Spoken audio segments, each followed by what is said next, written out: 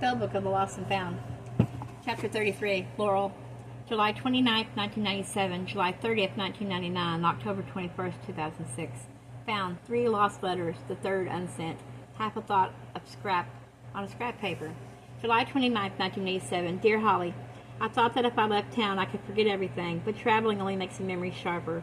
Things come into focus. A few months ago in Greece I went to a lecture on the Muses, but the speaker was more interested in talking about their mother, the Titan goddess Metamorphosine, who gave her name to a river in Hades, the one next door to the river Lethe. Lost souls drank from the Metamorphosine to remember like they drank from the Lethe to forget. Do you remember her name in the spellbook? I could still recite the list of offerings. Even this far away, everything comes back to home. Last month in Paris, I stayed with some art students and drank absinthe that would have made Mags McGuire green with envy.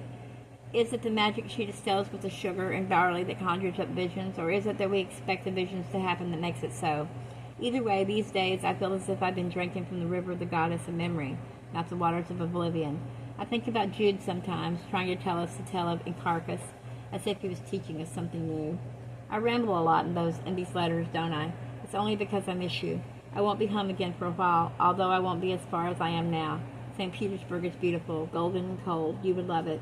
Come October, I'll be in Dublin, starting a degree in classics. Wait until you meet Daniel, Holly. You'll love him more than St. Petersburg. I already do.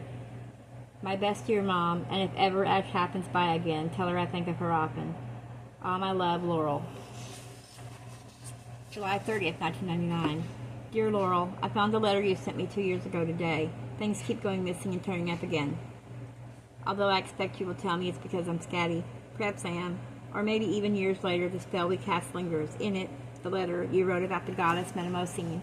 I can still remember the list of offerings suggested in the spellbook.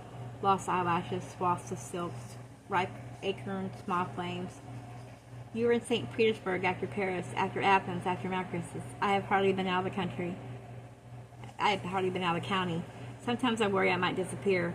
Things are so quiet now without Mom around. I find myself ghosting through the house. You mentioned Ash in the letter, too. I can count on one hand the letters in which you mentioned Ash. She came back to town last month, her and Jude. She has changed so much in, could it be, 4 years? And yet she hasn't changed a bit. I told her you think of her often, because I don't expect that has changed. I told her you're pregnant. You have that in common. She's carrying twins. Already her belly is the size of yours. Do you remember we all got our first periods together? It was the same week. We bled at the same time every month from that day forward. Now all 3 of them have stopped for a while. My belly's swelling slowly. If I have a daughter, I'll call her Ivy. It's a hardy little climbing plant. With love, Holly. October 21st, 2006. Dear Holly and Laurel, there is so much I want to write, I can't bear it. It would be impossible to make you understand. I told you one day that I saw the future, that I knocked on its door and it opened for me, and I saw what it was going to be. It was the night of the storm. When I ran from you, I lost my way. I came across the house. It wasn't there. I thought I got turned around. The oak tree where we found the spellbook, where we found Jude, had disappeared. So had half the forest, leading all the way to my house. Those trees, they were felling to make the road. I know now that road led straight to there. There was no oak tree, only these houses, a whole development of them, big but abandoned. I heard voices inside one of them. I knocked on the door. I saw the future. I saw his children, Jude's. They looked exactly like him. Twins, a boy and a girl, tall with curly brown hair and a million freckles. The same chin, the same nose. The boy so like him I almost believed it was Jude. But they were bruised and broken. Cuts on his face and mud on their skin. I don't know how I knew that what I was seeing would come to be, but I did. I thought they were your children, Holly, yours and Jude's. I thought that if you stayed with him, that's what would happen. I didn't see you. I just saw the abandoned house, the abandoned children, and I knew that he was trouble. You said it once, Laurel, long ago. He's trouble. Stay away from him, or you'll lose everything. I knew I had to warn you. I knew I had to stop him. It's only now, years later, 5 years after you've stopped talking to me, Laurel, that I've realized they were not Holly's children. They were mine. Mine and his. They looked so like him already. That's why I couldn't stay with them. That's why I left them with Mom and Dad. I knew you never understood, Laurel. But I have to keep him away from them. It's my fault he came into our lives. If I hadn't taken those diaries, we wouldn't have needed the spellbook. If we hadn't cast the spell, we wouldn't have called up the lost things, the lost souls, the evil-hearted boy. I don't regret the things I've done, but I regret the way I did them.